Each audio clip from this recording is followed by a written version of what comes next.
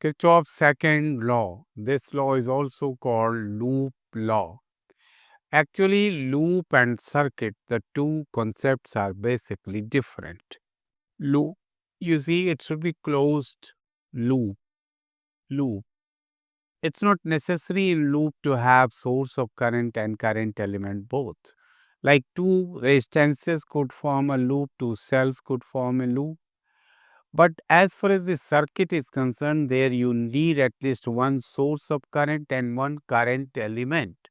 So, circuit is a different thing. This could be considered as a circuit and loop both, but this is not going to be considered as circuit. If it is a pair of resistance connected together, it will not be considered as circuit. You see, in Wheatstone bridge, you can have so many types of current loops. Second law is called mesh law or loop law. Mesh also stands for closed loop. Second law says sigma E equal to sigma I R.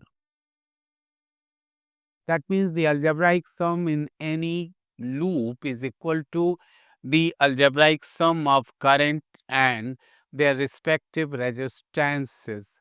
It's another form of conservation of energy.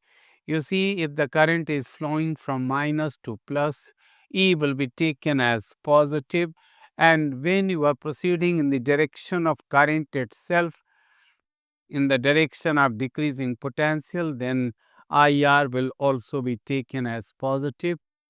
First of all, whenever we want to apply second law, we have to fix the direction of current first of all, either clockwise or anti-clockwise.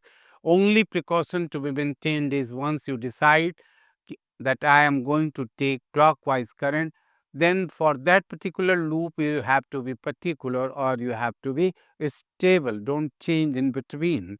For example, here you see there are two loops, one by one in the mesh A, B, F, G.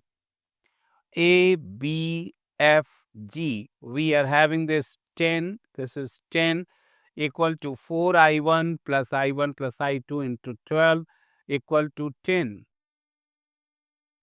Actually, in this loop, we have considered clockwise current. And when the current is flowing clockwise, you see here from minus to plus the cell, you focus on this cell 10 volt, the current is flowing from minus to plus being clockwise. That's why this is taken positive.